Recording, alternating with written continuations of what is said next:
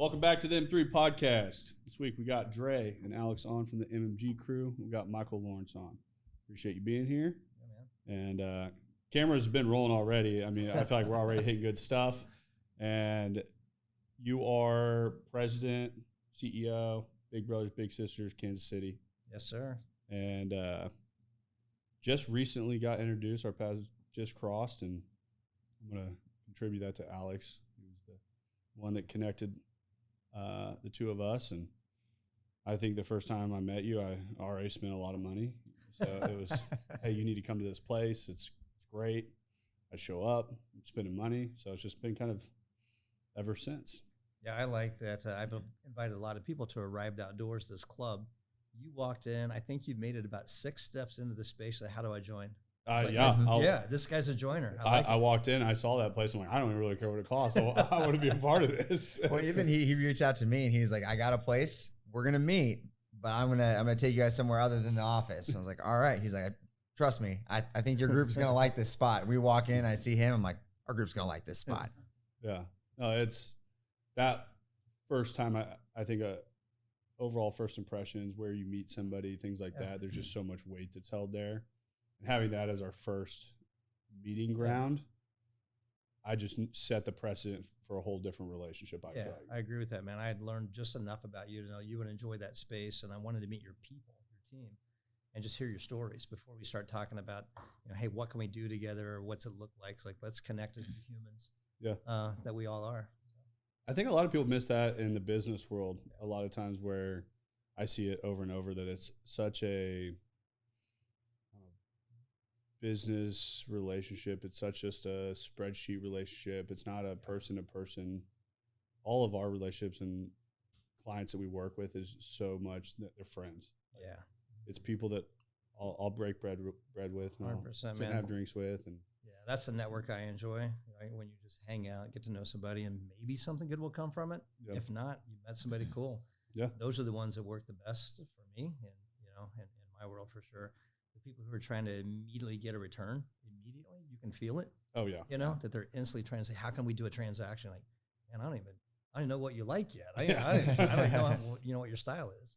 It was funny when I've done a lot of the sales for MMG for a long time, and it's funny how many people for the longest time didn't understand why I sat with every person that came in, and I gave them all of my time and attention for so long that they're like, you knew 5 minutes that wasn't a client.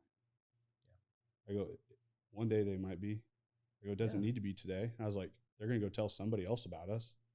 I go, but what they did leave, they left here with value. They left with actionable steps that they can go use in their business to move forward without us. I go, we don't have to be in the transaction today. I go, but if we do that week over week, and I'm like, yeah, we may close 5 accounts in a week, but we may have 25 meetings.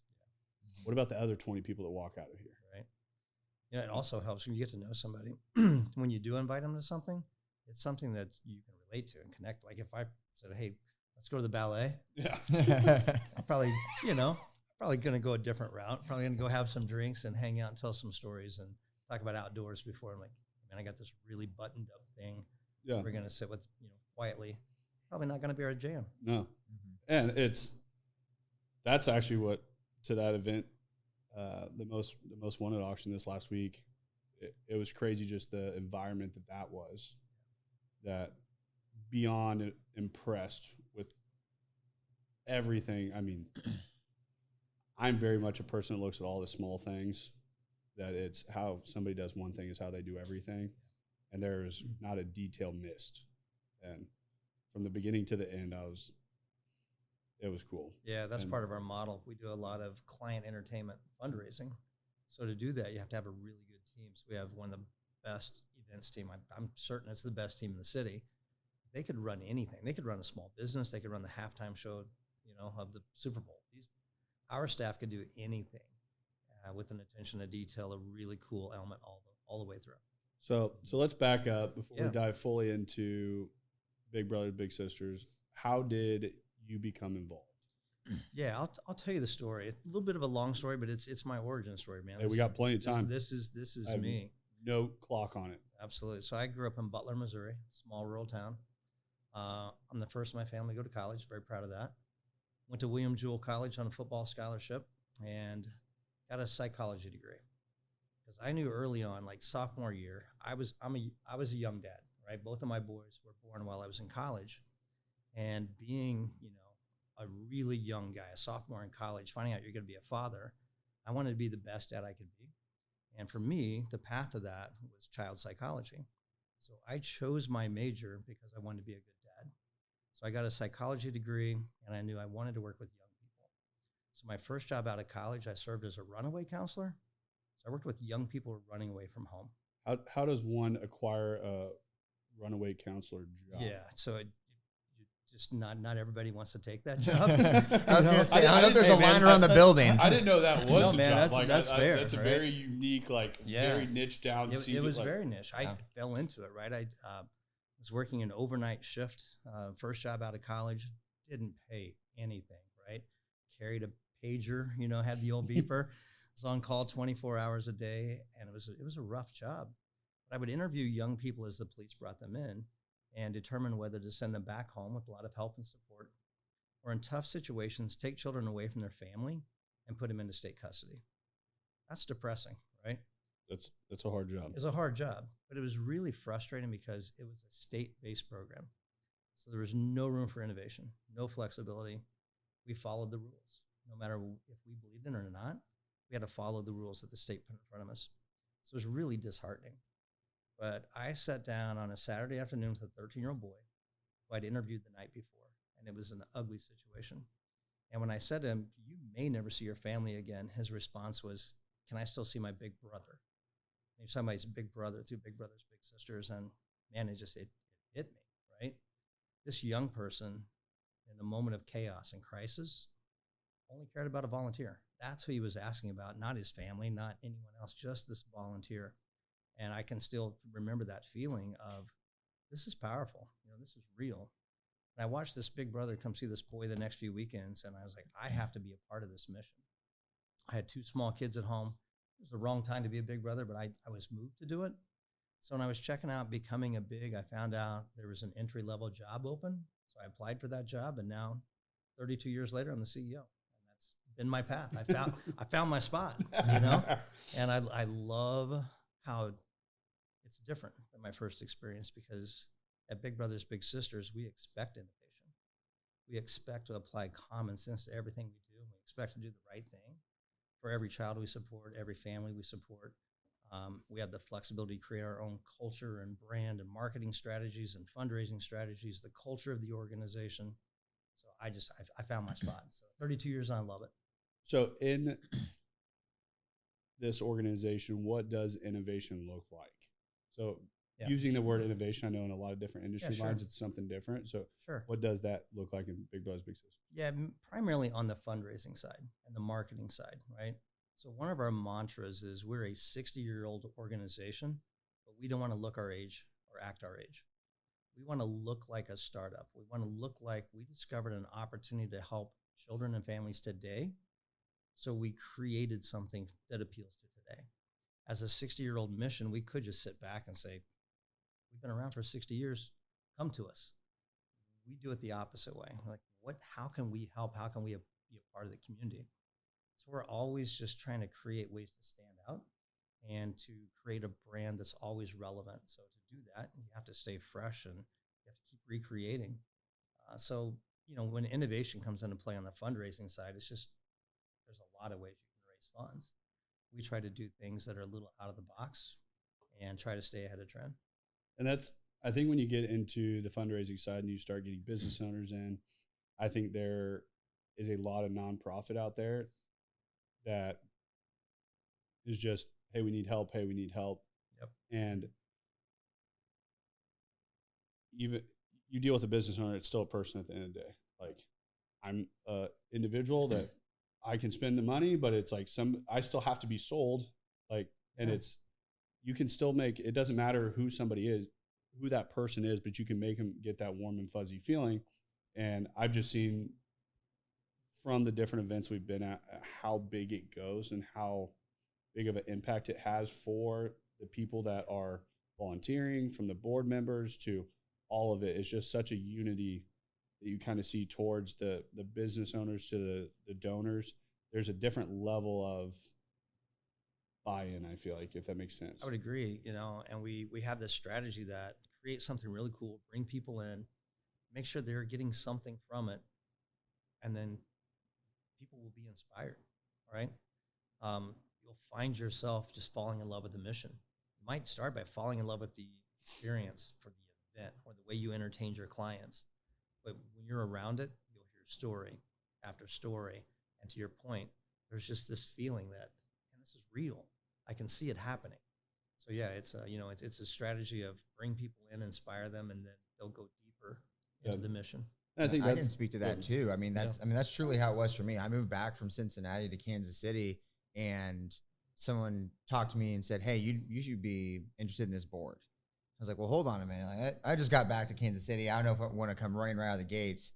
And they had an info session about just Summer Bowl for kids' sake, and learned about getting on the board, but also learned about Summer Bowl for kids' sake. And what happens is, and what I tell people now is, you're gonna be joining a cult, a very positive cult, but you're gonna get into this web. Hey, the word cult is in culture, just so you know. There you go. Good point. I read that in a book, and I'm holding strong to it. But seriously though, I mean, for me, once I get people, again, very cult-like mentality. If I want to get someone involved and get them onto a board, and we have so many different ways that people can get involved and engage and support the mission. But for me, I'm like, I'm just going to bring you to one event. And that one event is then going to open their eyes to the type of atmosphere that's created by Big Brothers Big Sisters, and that there's so much fun supporting a great mission. And then I find those people are like, I don't have time for a board. They've been on the board for 2 years. Oh, I don't think that's for me. That person has also been on the board for 3 years. And people will just get so sucked into it. And then all of a sudden, what I find is that it's kind of hard clawing people out of a spot. But then you build those relationships, and it makes it even deeper to where, I started working with Big Brothers Big Sisters, and I met Paige. All of a sudden, I'm filming Paige's wedding. I joined a board. Andrew's on the board. He's my realtor. He's my real estate agent. He's helping me find a house. So, and then, you just find such great people who are also just so invested in the mission, and it just brings people together that much more. Agreed. It's a powerful network, and it's a network of good people, right? It's some of Kansas City's finest people who are bigs, who take that commitment to, share their time with the little, but also they want to see the mission grow and thrive. So it's just a good group of people. And probably what fills me up, right? 32 years in, I've been surrounded by great people with a positive mission for 3 decades, and it still feels fresh and new. And it's funny when there's so many people, like when you look at it and you're like, yeah, the excitement of the events, there's like all the flashy things, but what's even more cool is when you're having fun for a good purpose. Yeah, absolutely. And you go to these things, you have a blast, everyone's having a good time. And I mean, Rise was a pretty easy sell for me. I was like, this is legit. Right, like, twist my arm. How do we do something like this? It's like for us. Mm-hmm. Right. And just looking at this stuff where the fun that's being had for such a great purpose, it makes people easier to spend money. It makes them. I always talk about the pyramid of life, that you have the survival, you get to status, you get to freedom, you get to purpose. And I think a lot of people don't focus on purpose, which that little part of the top of that pyramid of life is where the most happiness is ever found. And when you start paying attention to that, it's wild how much easier the rest of it becomes. Yeah. That if you focus on that purpose, and you focus on doing good for others, the rest sorts itself out. Okay. You find a whole different level of freedom, that you start becoming in control of your time. You find that status, you find the survival becomes a thing where you're not even focused on it, but that purpose is something that most people look for purpose in something that they have to do for themselves, where purpose is found in doing stuff for others. That's cool, man. I remember someone said to me probably about 15 years ago, you can tell a lot about a person's character by their 3 best friends, right? It instantly tells you who you're hanging out with, right? And don't be judging. That's you guys. Don't be judging I'm me not by looking my friends. man. But it's the same, if the group you hang with will have a big influence on you. If you're in our network of people who are involved with Big Brothers Big Sisters, you're going to be hanging with some really good people, and it shows. You see some incredible character that comes through. Yeah. And I think, so when you first got into the organization, what was that entry level job? What that pathway look like? Oh man, so I took my background in psychology and my experience of interviewing people and, kind of finding the next step. And that's what I did. For the first 5 years, I was all in. I worked with our children and families. I went into the home. I would interview the whole family, get to know the family, to know what's the situation, what's the background, what's their interest, how can we help.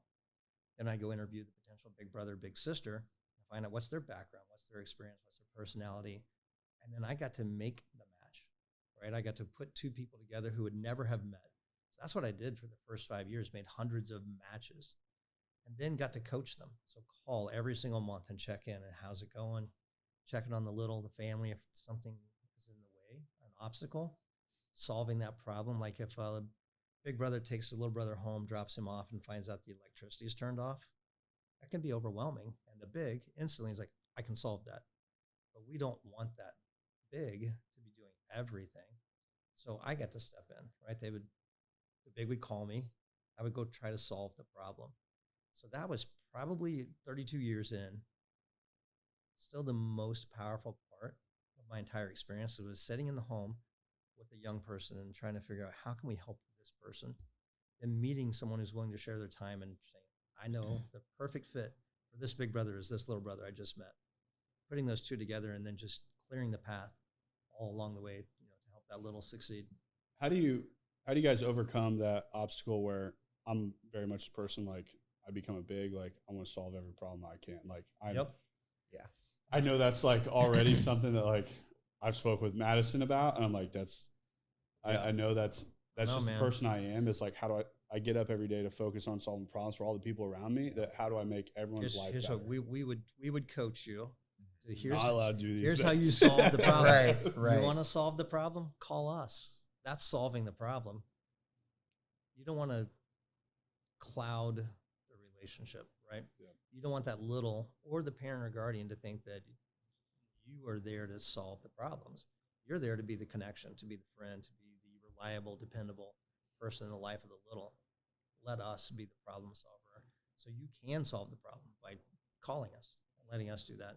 So we've seen it. We've seen bigs overstep, and it just confuses the little, of what's the role of this person in my life. We want that little to think, this is my friend. This is the person who's here for me. They don't need to know, how the agency is solving problems because you called to let us know.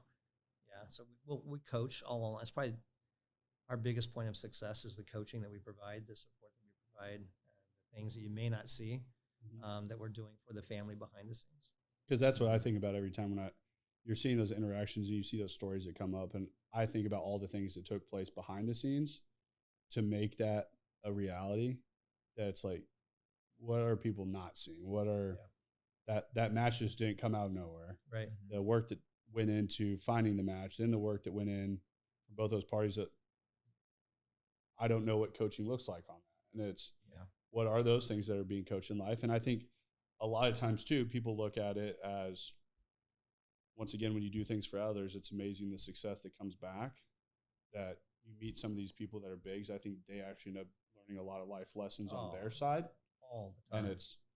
And I'm involved with other organizations like PAL and Folds, and like with those different organizations, it's amazing that when I go to those things, they're so appreciative of us being there. When I'm like, I actually get way more out of this than what you understand. Absolutely. Yeah. I mean, and that's what makes it easy for people to come back and be excited about these organizations. And then people ask me like, man, do you work at Big Brothers, Big Sisters? And like, you spend so much time, you do all these things. I'm like, you don't realize how rewarding it is once you actually get to be involved and you actually get to see littles and you hear their stories.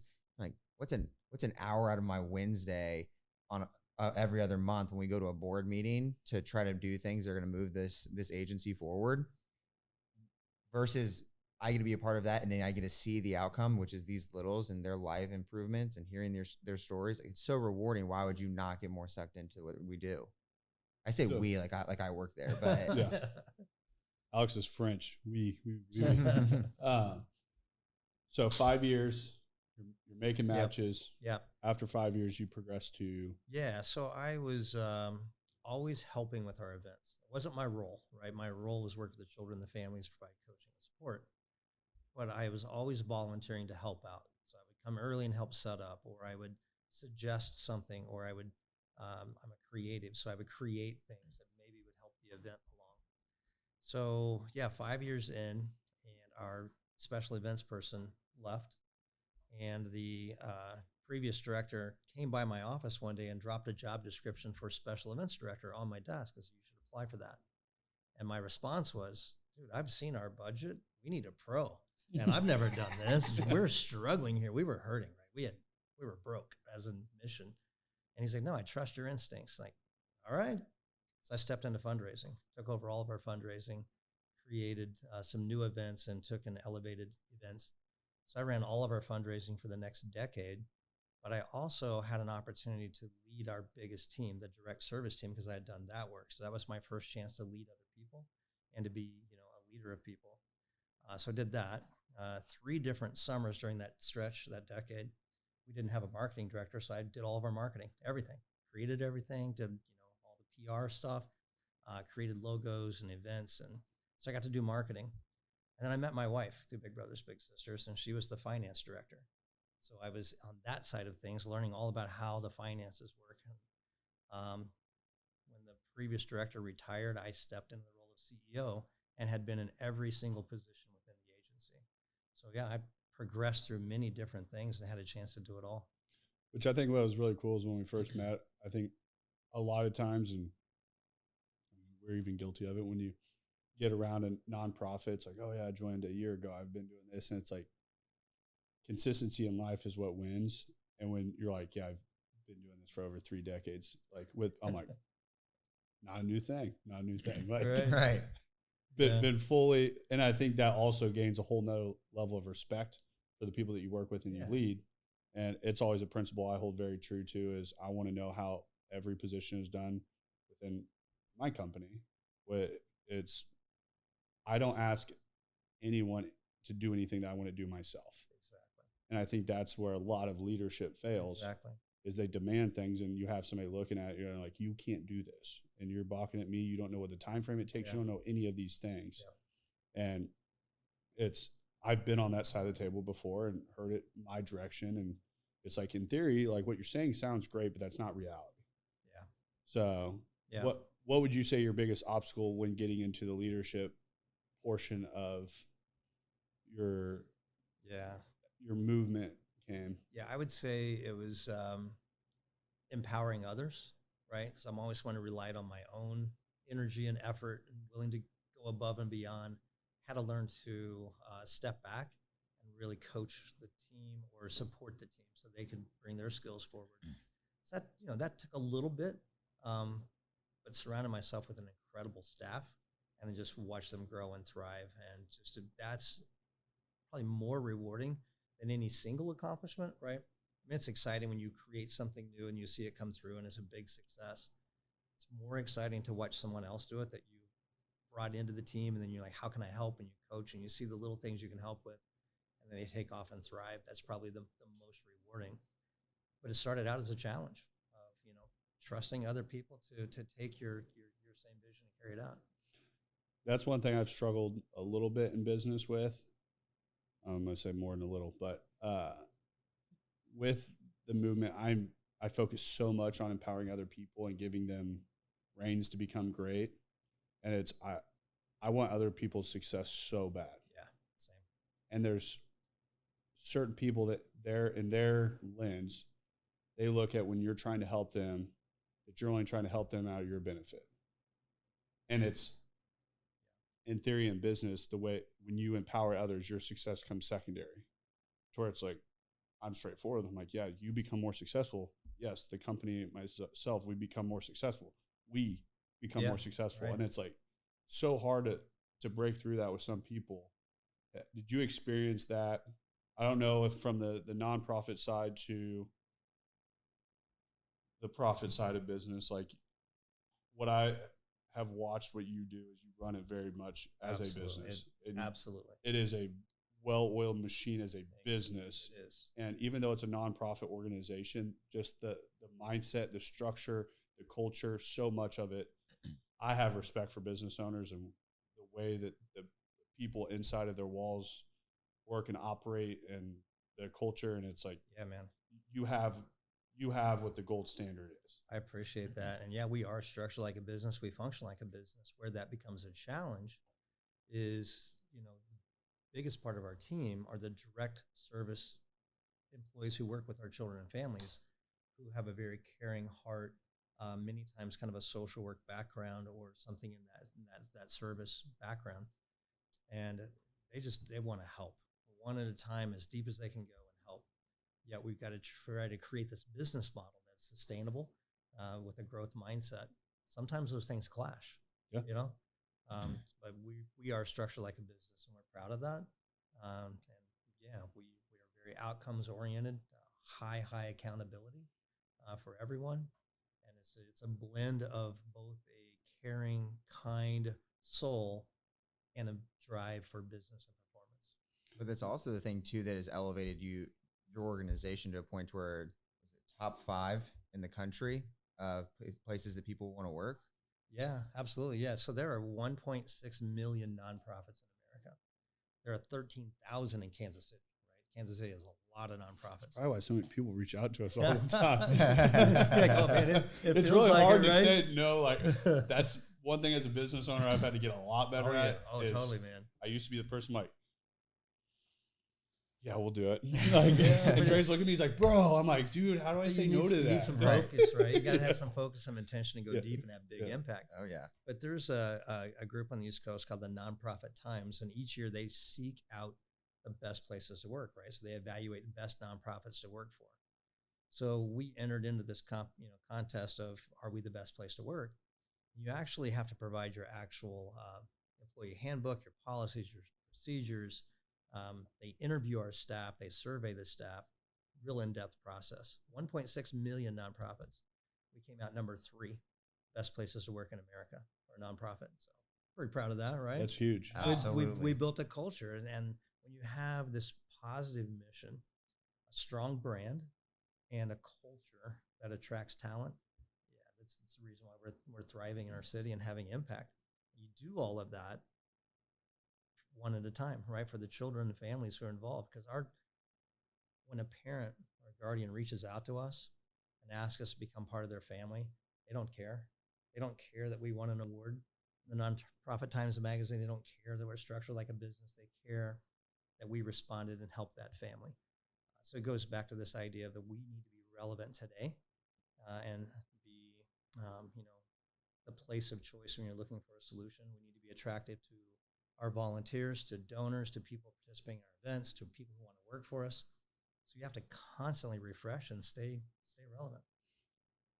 Where do you think this mindset, because I don't want to target you for age demographic, but a lot of our marketing, we pull a lot of younger generational companies our way, that they're already forward thinking of saying, hey, we need to be on social, we need to be doing all these things. And the first time we met, we brought it up. It wasn't even like a hesitation of like, you're like, yeah, we've already talked about we need to be doing this. Like, very forward thinking and very open minded of those things. And how have you kept up with being that forward thinking because marketing in the 90s to early 2000s to even 2020 till now, like, is so vastly different. And I feel like when we spoke, there wasn't even a question that you're like, yeah, we've already we need to be here.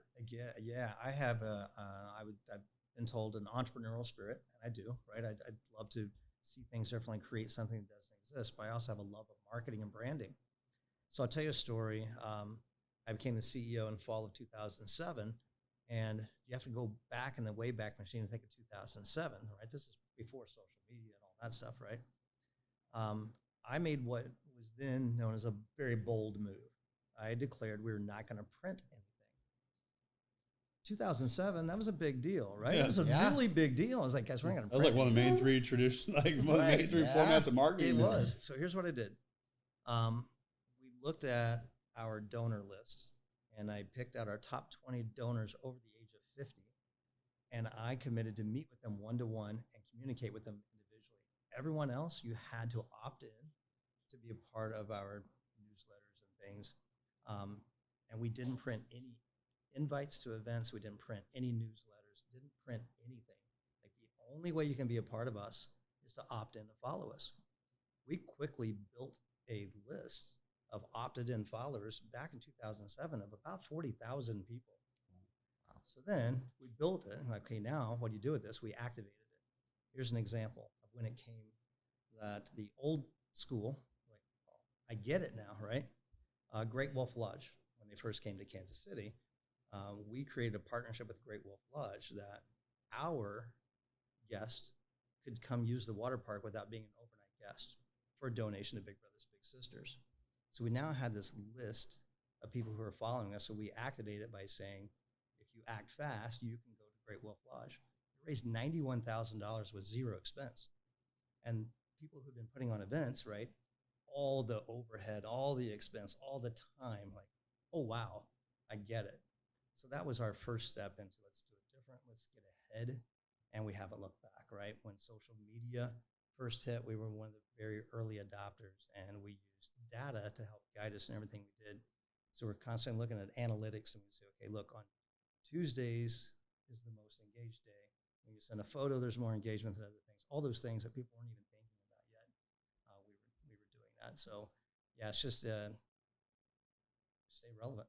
Yeah, it sounds simple, right? It as simple as it sounds. We literally have so many meetings in our office every week that I listen to people, and I'm like, I feel bad because your business is going to be gone in 5 years.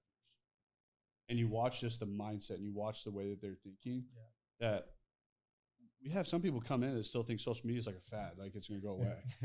I'm like, I promise you, it's here to stay. When people thought the internet was a fad and it was going to go away, there was a watermelon farmer out of Oklahoma that bought all the one-word domains. Now dude's off the chart rich, just leasing. He just leases domains.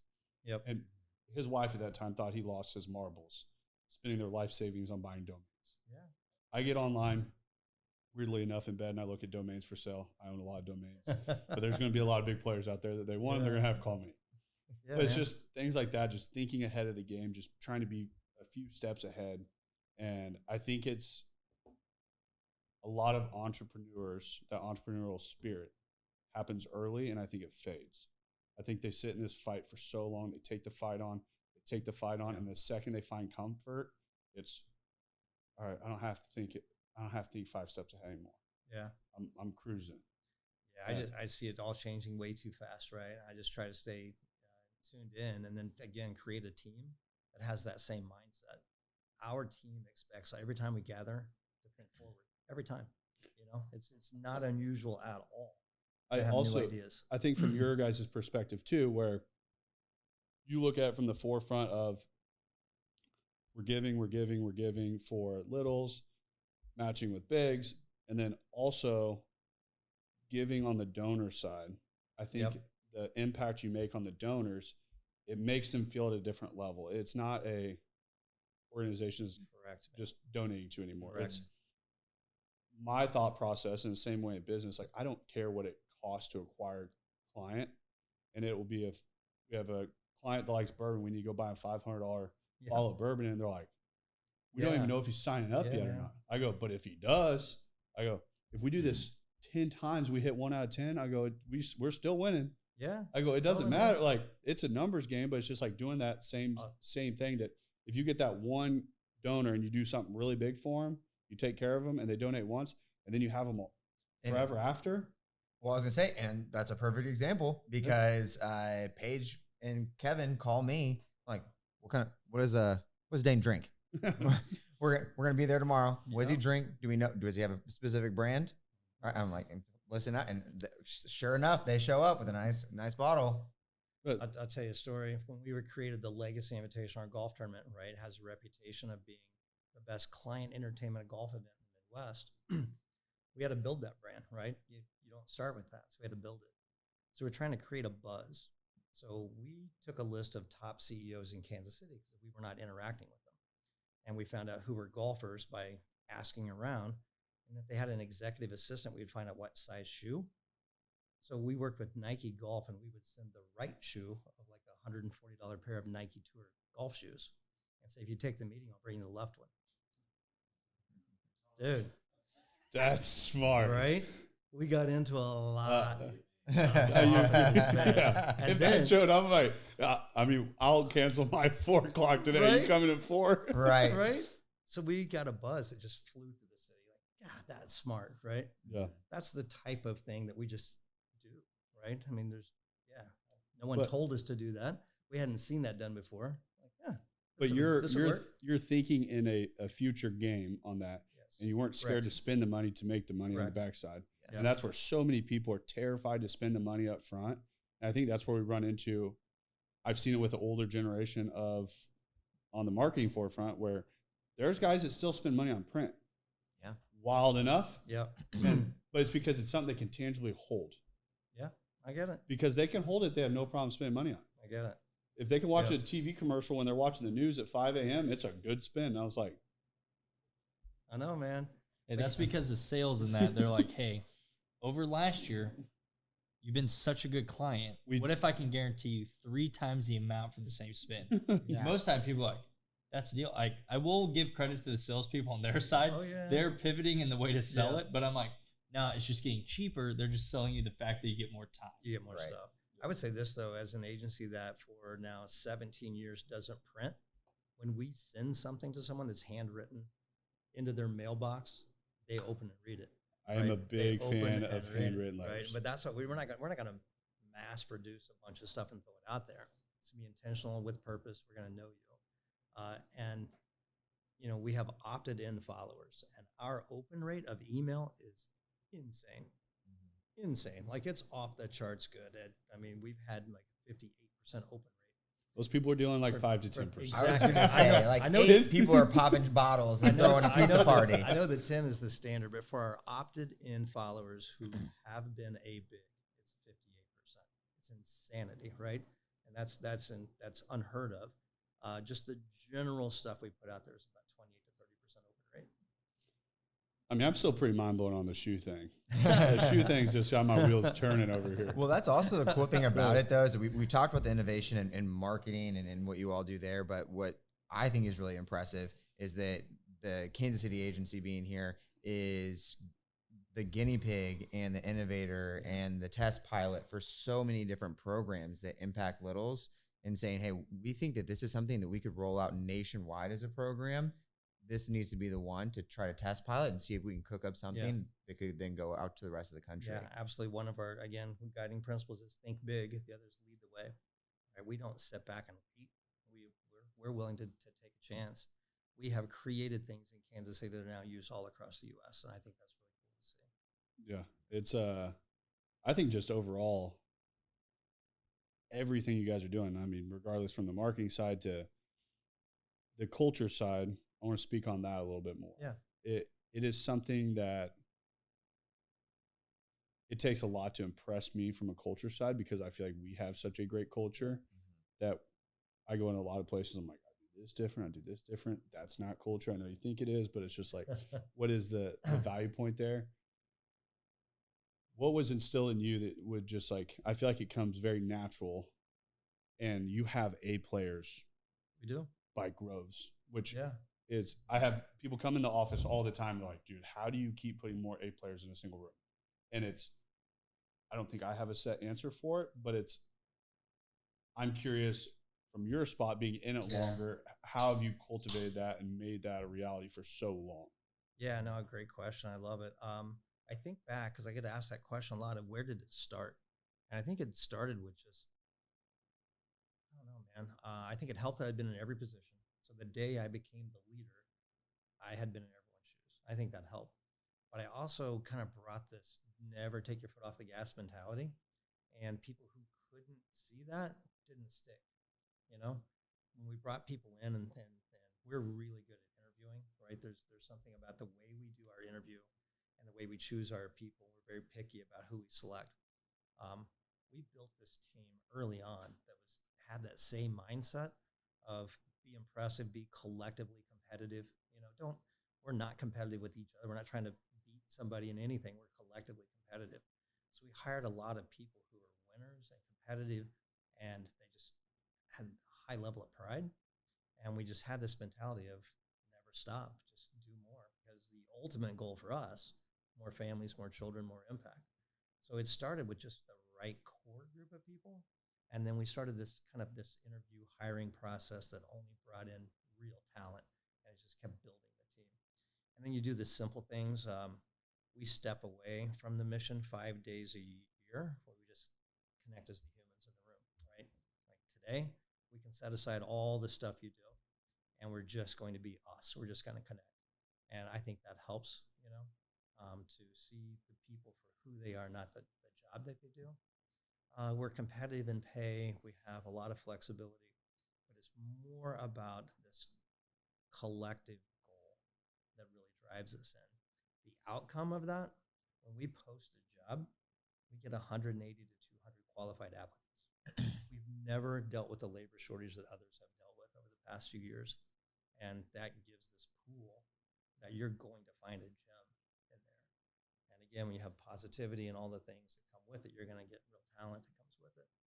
One of the coolest things we've done, though, in the past 5 years is we do a weekly stand-up. Every Tuesday at 9:15, every employee is in the room. And this is when COVID hit, this was the piece that hurt us the most. We did it online, as everybody did, ways to do it. Our team was asking, when can we get back? When can we get back in the office, right? That's cool.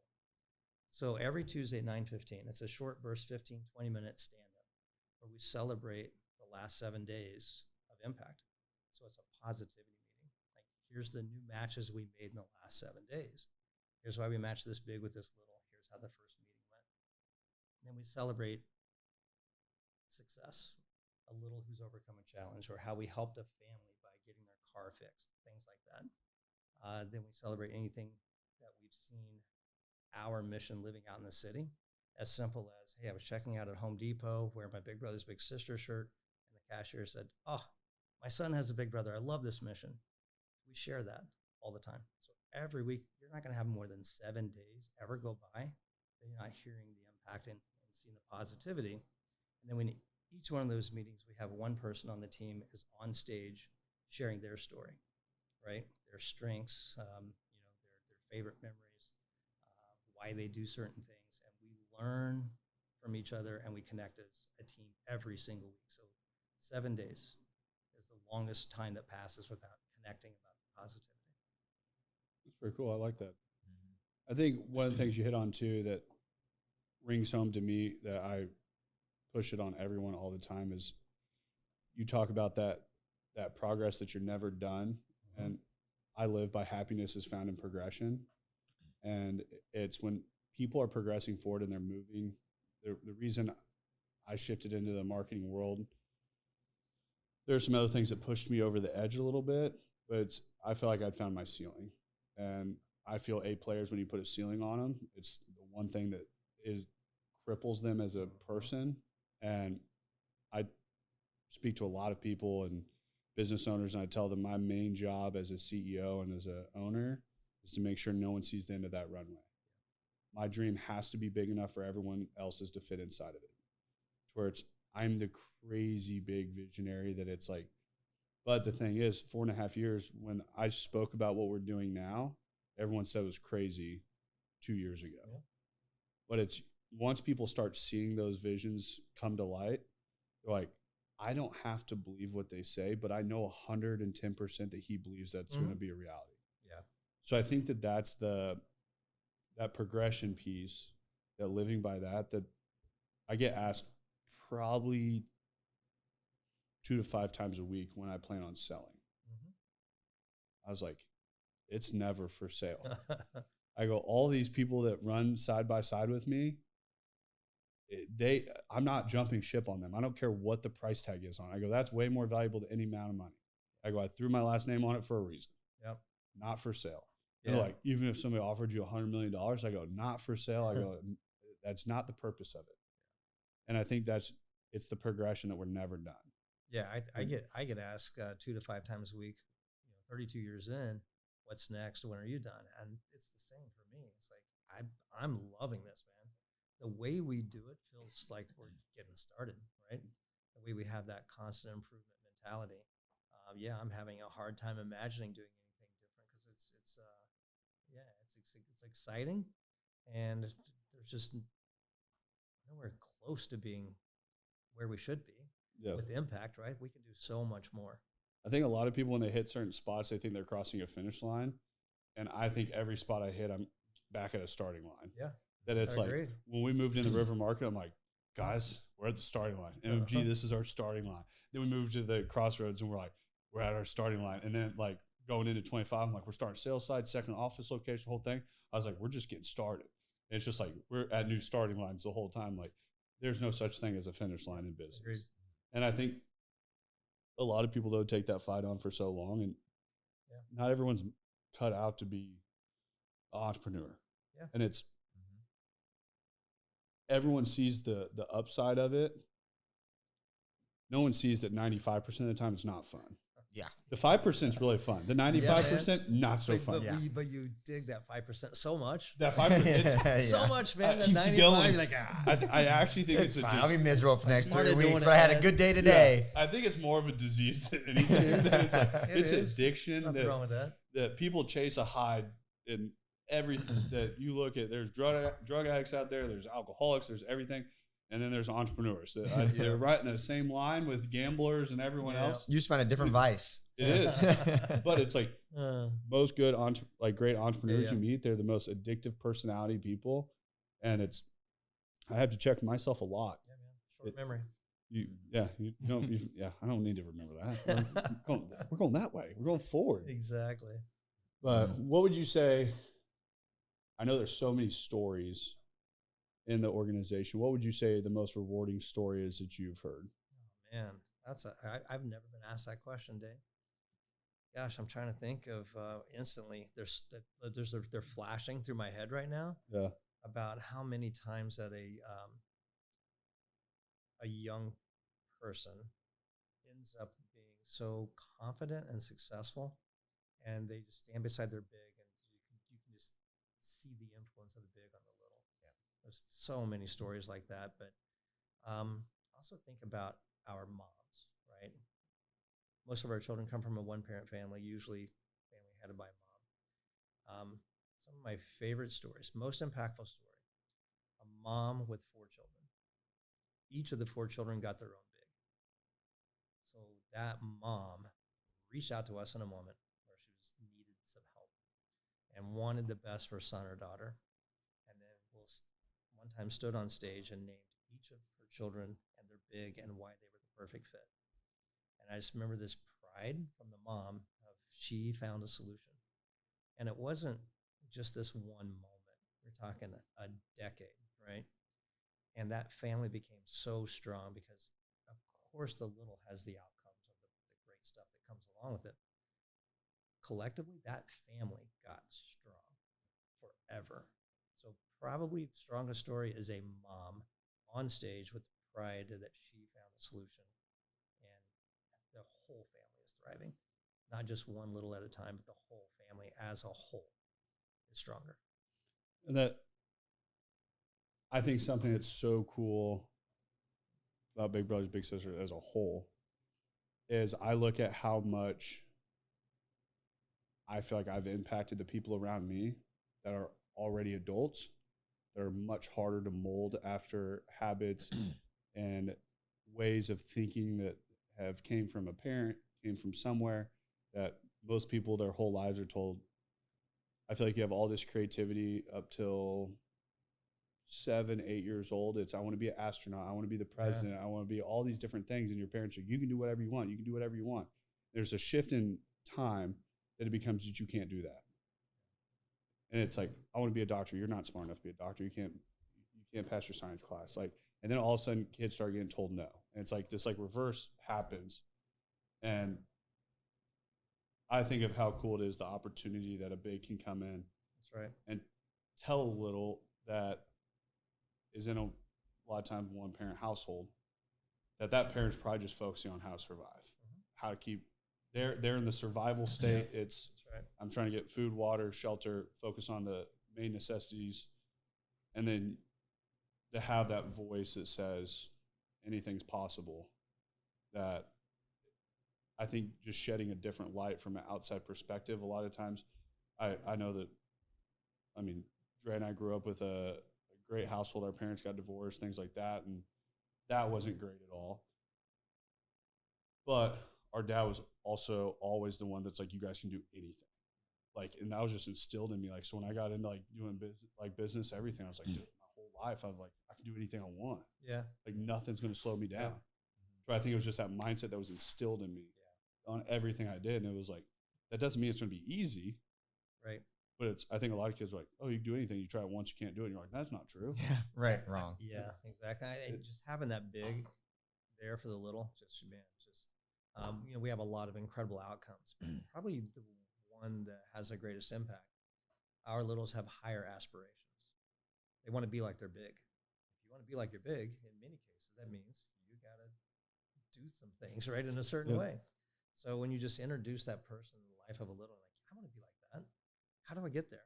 That's when it's really cool. And I would say also, it's real. Like, we build this friendship that's so strong and powerful, and we intentionally put people together.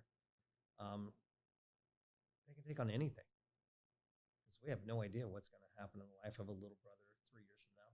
Yeah. But when that match is so strong, their friendship is so real, you can handle it. Whatever it is, together, you're on it.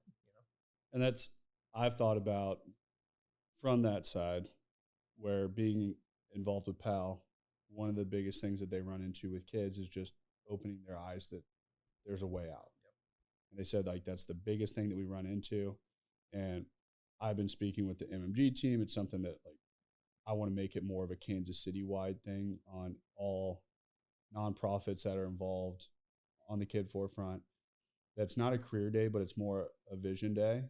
That I think a lot of these, they don't know what it's like to go get into the blue collar space, the space that is something that is obtainable, and there's a pathway in it and there's a pathway in all these different industry lines, that there's a pathway in marketing, there's a pathway in that's right, man, all these different jobs that I want it to where they can come in, and it's not business owners trying to sell a job.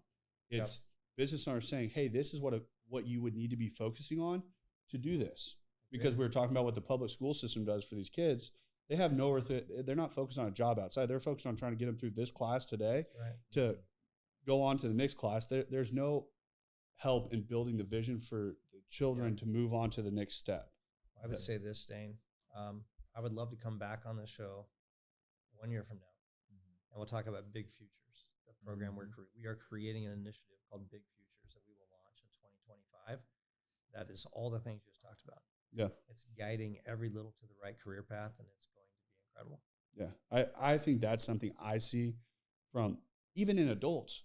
I sit with adults and I sit down, I'm like, what's your vision? What's 10 years from now look like? And they're just like, no one's asked me that. Yeah.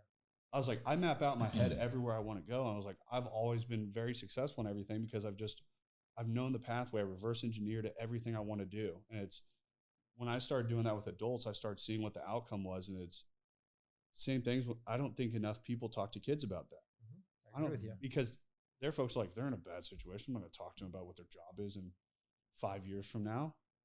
That is what can be their light. That's what can pull them out of the bad situation. Is they have something to be excited and strive for. Yeah. So I'll tell you a story. We've all done a puzzle, right? A jigsaw puzzle. I once had a big brother describe his little as a young boy trying to complete 1,000-piece jigsaw puzzle without ever seeing the picture on the box. So think about it, man. If we just threw a bunch of puzzle pieces here with no picture, I don't think we would stay here all night and do that, right? Yeah. So this big brother recognized that his role for his little brother was to be the picture on the box, to show him the picture of the future. And it's, to break it down into strategies. Like when we build a puzzle, probably find a lot of the same strategies, probably find the corners, establish the border, maybe sort the pieces by color, and just look at the picture on the box over and over and over until the puzzle's done. So that's what this big brother equated that to. He was the picture on the puzzle box, and this little brother could see him and say, this is where I'm going, this is what I'm doing, and break it down to these. Here's the first step, find the corner. Next step, build the border. Next step, put it in. And the big brother said, I'm also going to be there until that final piece is in place. So I thought that was an awesome story. Yeah. I think that's a great analogy too. It is. Exactly. I think a lot of times I just did a puzzle. We took it down, I think, 2 days ago. Yeah. But my wife and I sat there, and it's like something where we just need to sit down. It's like, one, just focus on one task where it's like we both have a million different things going on each day. Yep. Where you sit there and it's like some of your tasks aren't going to be completed next week, 3 months from now. But it's like you just sit there and you get the gratification of completing a task. That's It's right, like, man. all right, got the bottom left done. Tomorrow See we'll it work on the happening. right. But you looked at that picture on the box a lot, didn't you? Yeah, That's what you do. That's how it goes. She brought the Imagine- puzzle. I'm like, I haven't built a flower puzzle before, but this one's what we do. So we're gonna be looking at that box quite a bit. Yeah. But you wouldn't have taken that on if it was just you're like, what is this? Where you have I no don't know. sense Try of to direction. match. Try to put the right pieces together. You wouldn't have done that. Oh, I went Yeah. same strategy. I built I the board. challenge I'm like, someone to "Babe, do that." Yeah. You're good. I challenge somebody to have somebody else buy you a puzzle, dump all the pieces on the floor, and build a 1,000-piece puzzle with no picture. I wouldn't. I'm a motivated dude. I know you are. Is Yeah. that We- just we trial and wouldn't error, do like it, man. piece after piece, That's just tough. seeing if they fit together? Yeah. So, I mean, speaking of challenges here, we talked about a lot of the success that we see in Big Brothers Big Sisters, a lot of success in the culture and the growth and the innovation. Yeah. I don't know if you want to plug this. I'm going to plug it a little bit, but I've been around since January 2020, and one of the challenges that I have consistently seen is the barrier to men Yes, that's it. getting the men to become mentors and getting them involved. There's never a shortage of women getting involved and becoming big sisters, and that's why the Big Couples program was rolled out, was really to support the little brothers and that want to see a big. Kind of speak to that and like really the challenges You faced. nailed it. It's been the same challenge for 32 years that I've been involved. Is getting enough men to be big so little brothers. At any given time, about 70% of the children who are waiting for a big, who are ready to be matched, are boys, primarily boys without fathers. So that's our greatest need at all times. And then you get even more specific. It's boys in eastern Jackson County or north of the river. So we need more men who are willing to share their time. And it's not about creating time. Like once you truly get this match with your little, it's about sharing your time. Sit there thinking about it and you're like, I don't know if I can find more time or create more time. It's like, you could share some of your time, bring a little along with what you're doing, that you enjoy. It's our greatest challenge at all times. Anytime I'm asked what's the hardest thing you do, it's finding enough men for the boys that we know could really benefit from having the right big brother in their life or big couple. As you mentioned, a big couple is a husband and wife or a long-term committed couple matched to one of our boys. And it's an incredible experience because if a young person, primarily in our program, are from a one-parent family, they haven't had a chance to see a couple work together as a team. So they get the influence of both people in that relationship, and they get to see a couple, an adult couple working together as a team. So it's really powerful when that happens. Well, even too, I mean, like I just think of some of the examples of big brothers who I know who are in the program and who are phenomenal. So for example, I mean, Omar is a friend of mine. We play basketball together, and a lot of people, when they think about, I'm going to get a little brother, I got to take him to Worlds of Fun every other weekend. Yeah. I got to take him to the nicest steakhouse in Kansas City, or I got to take him, to laser tag. Omar brings his little brother to our basketball games, and he I hangs like out. doing all those other things. So. Yeah, those are great too. Those all sounded fun. But it's I'm gonna be Michael's little brother. Right. But I'm gonna bring my little brother to our basketball game, our rec league basketball game. He's gonna hang out. He's also gonna hang around other men who are gonna be good influence, and it's not something that you have to carve out. That's right, man. Of your day or your schedule. It's really just about being there, being present, and caring, and just having them in a good influential area. That's right. I'll say my own little brother, Jesse, we were matched. He was in second grade. He's now 25, right? He's been part of our life for a long time. I have some cool opportunities, right? Surrounded by incredible people in the city with some great corporate partners and sponsors and organizations. Probably 2 or 3 weeks in a row, we went to something really cool. And I thought I was impressing my little brother, So I dropped him off after like the third thing. And we'd gone up to the Chiefs for practice, and he was interviewed, and he got to meet all the players and stuff. Drop him off. He's like, hey, man, can we just go to your house next time? I'm like, yeah, okay. Right? So this happens 2 or 3 times. And finally, I'm like, Jesse, why do you like going to our house so much? She's like, dude, you have a yard. I'm like, yeah. He's like, and he's like, I don't have a yard. He's like, I think you have a yard. So we would go in the backyard and we'd throw the football around. To this day, he's 25 years old. He's never had a yard. He thought it was the coolest thing in the world. We had our own space. That's where he wanted to be, you know? That's about sharing time, right? Flipping burgers, throwing a football, playing with the dog. That's the simple stuff. And the funny thing is, as I've like progressed in life, I went through the phase. I was like, I have to go out and be at the steakhouses every single night, all that stuff. And it's like, do I still do that a lot of times for like social stuff? Yeah. Where I find the most peace for myself is in the walls of my home. That's right, and man. it's like, and I'm fine with other people being here, but my wife, she's like, you just want to be at home. I was like, I have so much going on all the time that this is where I find comfort. And I was like, I don't care who comes over. I don't care who's here. I just have comfort and peace of being here. And it's like, we have the office space. We could move this back to the office. Yeah. And they're like, when we moved into the Crossroads, they're like, we moving the podcast back. I was like, no, I have a lot of comfort doing it in the garage. Yeah. I go, whenever it's moved, it will be built on a stage. We'll build the exact same studio in here. Everything will be stripped out of here. I'll put it on a stage, and then there'll be an audience where everyone that's been on the podcast is invited every week to come watch it live. So I would tell you a story that my little brother tells. He was probably 8 or 9, and some tickets were donated, some Royals tickets. So I just called his mom and said, hey, has Jesse been in a Royals game? My wife and I went to take him to games. Like, Michael, he's not been to anything like that. He's going to love it. So I pick him up. We drive to the stadium. Walking in, I open the envelope, and they're the nosebleed tickets right there at the very top of the stadium. So we're climbing the stairs. He's a little kid, so I tricked him. I was like, all right, man, Jesse, the best seats at Kauffman Stadium, you can see the field, the parking lot, the highway. You can see it all. So we're climbing up there. And he's like, oh, man, Michael, these are going to be good seats, right?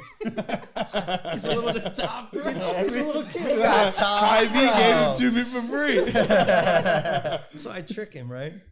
Take him back when he's about 13, and we go in the Diamond Club. And he's like, dude, you tricked me. I was like, these are way nicer down here. Yeah, I got you. I got you. They got man. comfier seats, like the whole time. We got waitress down here. Yeah, man. These guys all have hair under their helmet. It is funny hearing you say that though. So like over the last few years, I've done just a lot of video work to help trying to support the mission and stuff. And it's funny when you hear littles and you're interviewing them and they're there with their big, and the big's like, yeah, we've gone to the Chiefs game, we've gone to the Royals games, we got to meet XYZ, we got to go on the field, we got to do this stuff. What was your favorite thing that we've done together? And like, when we went grocery shopping, Exactly. like When we ate wings. Yeah, when we go to get wings, or when we go play catch in Loose Park, and you're sitting there thinking like, man, it's all these crazy events. They're so hard to get into, and to them, it's the simplest stuff. It's just the simple stuff, and you just get to spend quality time. So I think to the lack of men that you're looking for as bigs, I think from my side too, Dre and I are about to go through it, and if Dre's approved, then we'll be fine. But I don't know if but you'll go through it. Well, hopefully Dre will too. Hopefully Dre gets approved. But so when you go through, what does the process look like? Yeah, so obviously we really want to make sure we're choosing the right person to put in the life of a child and a family. That's a good point about Dre. Yeah. I like how you re-emphasize Dre, that. are you taking notes? Yeah, so someone who's interested, the first step is to come to an information meeting where you learn everything, right? We want you to know upfront what the expectation is, because we want this to work. Then there's an application process. Then there's an interview process. It's self-guided in the beginning where you tell your story, right? We ask a lot of questions about your background and your experiences. Of course, there's reference checks, right? We want to hear from other people who know you, background checks to make sure we're picking the right people. But then we come into the home of each big who applies, not to investigate or judge, but to really get to know them. And this is where we get to know people best, is in their own home. So we want to know their background, their confidence level of being matched with a little. But what we're doing is we're starting the process of making the right match. Spending time with somebody in their home, asking questions is one thing, but it's like just connecting and learning. So that's the real process, is we want to know each big so we can find the right little. Right? Again, we're not trying to find the bad stuff. We're trying to connect with the human so we can make the right match. So it's a process, and it needs to be, right? Yeah. This is a big moment for a parent to say, okay, I trust you. Find a good good person for my son or daughter. So of course we're going to go through that process, but we do it 600-700 times a year, right? We know what we're doing when it comes to getting to know the right person. So hypothetically, someone going through this process, starting, going through the interview process to being matched, Yep. what does that time frame typically look like? Yeah, so on average, about 25 days, right, to get through the process, and then another 2 weeks or so to find a match. Okay. So you're talking, 4 to 6 weeks probably from you say, go learn, and you say, yes, I want to do this. 4 to 6 weeks later, we could have a little for you. That's a lot For- faster than I was For expecting. a big brother, all right, because we have a lot of boys. Now we're going to want to make the right match. So if you're picky and you're like, I only want this type of little, it's going to be harder. But if you trust us to pick the right little, we can do it pretty quick. Can you do it where it's targeted in like a certain area where if we 100%. said like, So hey, we want it live to in the be- Northland, like Need to. if Yeah. I end up with a little in Overland Park or I mean, Yep. And that's not sustainable. south of It's the not. river somewhere. Yep. or- And people will sign up for that and they'll be like, I'll do it. I'll Yeah. do it. I'll drive the hour and a half to support that little. Right. But are you going to That's do all that for the next 3 years? because it'd be so easy. It's like, not if, sustainable. if there's if It will be. if I had a little or Dre and I really want to try to find like two brothers. Yeah. But if we could find like two brothers where we're hanging out all the time anyway with our wives and stuff, and we're like, hey, we go pick them up on the way to go to the movies. Perfect, We man. go do It's like all these perfect. things. They can come over to the house. and, Here's like, what it will be. It'll be within 15 to 20 minutes of right here. oh, That's perfect. the way it does, right? Yeah. Our data tells us that if it's more than a 15-minute one-way drive, the likelihood of that match lasting long-term goes down significantly. That was actually one of my biggest like holdbacks. Was I was thinking where in relevance Yep. I was probably gonna get Yep. a match was like my thing is I don't want to step into something where a lot of things I step into I know I'm gonna figure out, I know I'm gonna succeed, I'm gonna be able to give everything I need to for it to win. And Yeah. for it to I want to be able to give my time and do the whole thing correctly. Agreed. And if it's closer to the home forefront, it makes it a lot easier where all of a sudden you take 2 hours of drive time in. That limits evenings. That limits a lot of things really quickly. 100%, man. And even just think about this, right? If you wanted to hang out with your little here at the house and, just kind of share your time, if you drove 30 minutes to pick them up, drove back 30 minutes, so you just spent an hour. Yeah. You take them back home, come back, you just spent 2 hours. Yeah. And we don't want that to be the thing that wears you down. Because we want this to last as long as possible. And less than 1 year, all of our information tells us is if a match doesn't make it a year, it can have an impact on the little. Yeah. Right? Because it's another person in their life who, for some reason, they're not there a year later. So we want this to be long term for sure, but at least a year. I think something else too that's really important to note.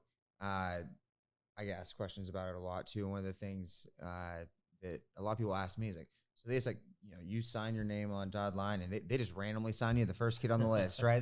They're like, hey, do you have a pulse? Did they have a pulse? Like, perfect. Let's just throw you in there, right? And what people don't know is how much time and thought the team at Big Brothers Big Sisters truly, seriously puts into it. And that you are then going to have a very in-depth, here is who they are, here's who their family is, here's what they're thinking about and all this stuff. And can you speak to that a little bit? Because I think that's something that people don't understand. And it starts from the beginning. We start kind of building this model from day one of who do we think is going to be the best match for each big. And the big gives input along the way. What age, what experiences, what common interest. And it really plays into it. We definitely take our time to make the right match. But for men, there's a lot of little brothers to choose from. But it is a very involved process. And then ultimately, the parent, guardian, signs off on the match, right? So they learn everything that we've learned about a big brother or big sister. We share that with the parents. The parent is comfortable choosing that big. So when it comes time to make the match, we feel good about it. We talk about 1 year as the minimum, really kind of, we know the impact comes after a year. 80% of the matches we make go beyond a year. That's pretty strong, right? 80% success rate is good. The matches that end primarily end because someone moved. They just moved out of the area. So if the big and little stay in the community, it's a good chance we've created a lifetime friendship. What's the typical age group for like the littles? Starting as young as second grade, littles can come in and mission. We'll match all the way up until about their sophomore, junior year that they can come in. Most of our littles are elementary age, 9 to 12 years old. We support and stay involved and coach and create opportunity for our littles until they're meaningfully employed. It might be 23, 24 years old, and we're still providing opportunities and making connections. But most of our matches, it's a kind of that elementary age, kind of preteen, right in that spot. Some of our bigs, though, want to kind of fast track, and they're like, give me a little brother who's a sophomore in high school and is like making some important decisions. That's where I want to be. Others are like, give me the youngest little possible so I can really form a bond and kind of, guide this relationship. And the ones like that are really cool that I've got to experience are the ones where we'll have the littles graduation party. So it's that time of the year, and Big Brothers Big Sisters is like, we're gonna make sure every one of our littles that's graduating, they're gonna be celebrated. They're going to be celebrated, and we're gonna make sure that they're acknowledged for the accomplishment they have, because not everyone gets that graduation party that they deserve. And what's really cool is you show up there, everyone who cares. It's the bigs, it's the littles, it's their families, and it's a party for them. And every one of them goes up there, introduces themselves, a little short bit about who they are and what's their next step, right? Are they going into a job? Are they going into higher education? Are they going to like a vocational situation? But hearing them, like some of them, man, just so passionately telling the story about how much they love their big and how much their big has done for them. And even when I used to think about it, I was always thinking like their high school graduation, we'll see you later. What's really cool is when I go to that event and I see people showing up with, I graduated from KU, and my little was there every step of the way, not just to high school. You don't need to be giving college. KU hype on the podcast. Easy, pal. any generic university. But it's really cool to think that a lot of people think that it ends at that sophomore, junior, senior of high school, and then they're out of your life forever. It's like, no, these are lifelong bonds. You know what's interesting about that is we talked earlier about creating something that spreads across the country. We were one of the very first agencies in America to go beyond age 18. So most Big Brothers Big Sisters programs end at high school graduation or age 18. And we said, 7 years ago, we're like, that's the wrong time. That's the wrong time to step out of guiding a young person. I feel like that's almost one of the most, I feel like that's another huge pivotal point in life. That I'll say probably when I felt the most lost in life was probably right around 18. Yeah, and like 18 to 21. Totally, man. You get freedom, and it's like, if you move out of the house, you go to college, you start school or something, you move out, it's like life hits you really fast, good and bad. Agreed. So we just moved the finish line. Like, it's the wrong time. Now, you think about it. Big Brothers Big Sisters as a mission has been around for over 100 years. 100 years ago, high school graduation, that's a worthy goal. Yeah. Mm-hmm. Not today, right? So we moved the finish line, and we didn't even put a date on it or an age on it. We said, we'll stay involved until they're meaningfully employed or in a really good spot in life. So that was something that we started here in Kansas City. This now across the U.S., there's now more and more and more doing that. I think that's a great thing on it, because I feel at 18 years old, if this group's been a part to help you out and everything, and 18, I feel like that's the time that most kids step out on their own. They head off to college, they go get a real job or whatever it may be. And there's a lot more navigation that happens at that spot. Agreed. Which I also think a lot of people,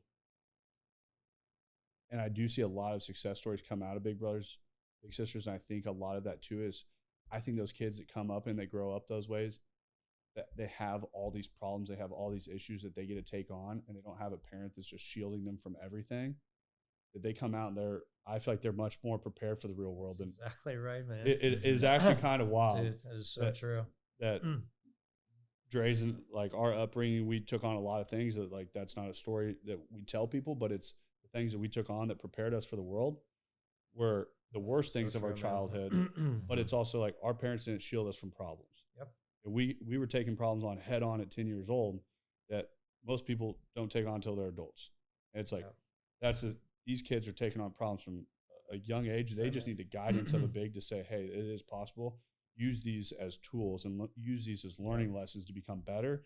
And you're going to be more well equipped at 18 years old than anyone else walking out of that school. Dude, you nailed it. And I can't wait to come back and tell you about Big Futures and we get that fully built out, because that's a big piece of it. It's creating this incredible employee in the future, better husbands, fathers, all the things that come from it is awesome. Well, whatever you're doing on that, if you need any help with it, or I don't know if there's boards involved or anything like that, but I would like to be involved. You got it, man. Whatever that is. You got it. So, and he did sign a spot for another coming on the podcast. I'll do it, man. That's right. That's right. We now it's documented, and that's the thing is that there's Big Futures, but there's so many moving things happening at Big Brothers Big Sisters. Is there anything at this time that you can share that you all are working towards that is really impactful? Yeah, we had a unique opportunity to buy the building next to us, right? So we moved in the Crossroads 10 years ago, and we had a strategy that we wanted to be in the Crossroads before the streetcar, and we did it. We timed it perfectly, right? And it's elevated our brand. We've done some incredible things, but we've outgrown our space. So we're designing these new programs, so we need more space for that. We need a permanent home. We need space for that. And then you came to Rise, right, our rooftop event. We, since moving in the Crossroads, have used our facility, our assets. We have a rooftop and space. We've raised $3.5 million from our building in 10 years. And 2 of those years were COVID years, right? So we created this opportunity now where we're expanding our headquarters, adding a second rooftop. In between the 2 buildings, we're building an outdoor multi-purpose entertainment space. So it's a space for our mission, for our bigs and littles to use. But when it's not being used for the mission, we'll use it for fundraising. So we've launched a capital campaign called Big Futures, and it's underway, and it's pretty exciting stuff. So again, can't wait to come back and tell you how it all comes out. I'm excited for it. Yeah, man. There's a lot happening, and this was definitely a podcast that I knew was going to be very easy to speak on, that time would fly by. Yeah. And most time I'm the one that's having to cut it off, which I hate. But I very much appreciate you coming on. Gladly. Tons of great insights. If somebody does want to get involved, become a big, they want to get involved with the organization, where do they need to go? Just go to our website. Everything is on there, BBBSKC.org. There are stories of inspiration. There's the journey, how to become a big. You can see all the impact stories. Alex mentioned high school graduation. There's a lot of stats that we could share, but the one that is so easy and obvious to get, for 7 years in a row, 100% of our high school seniors have graduated on time. That's insane, right? Yeah. And you look at the graduation rates of our city. If you go onto our website, you'll see why. You'll hear some stories, read some stories, and just see how to plot out the journey. Yeah. Mm-hmm. Well, anyone listening, if you want to get involved from that aspect, you want to get involved from a donor aspect, sponsorship aspect, there's a lot of different things you can do to help out. It doesn't have to be just being a big. Yep. Once again, thank you for coming on. Dre and I'll be going through the process. If he gets approved, then he'll be included. No, I love too. it, man. But thank you for everything so far. Sure, yeah. I think this partnership has a very long road in front of us. So. I agree. Yeah, it's been great meeting you guys. Appreciate it. That's M3 Podcast. Peace. Thanks for listening to the M3 Podcast. M3 Podcast. Be sure to subscribe so you don't miss the next episode. Want to learn more? Check us out on Instagram at Moss Marketing Group, on Facebook at Moss Marketing 58, or on our website at mossmarketinggroup.com.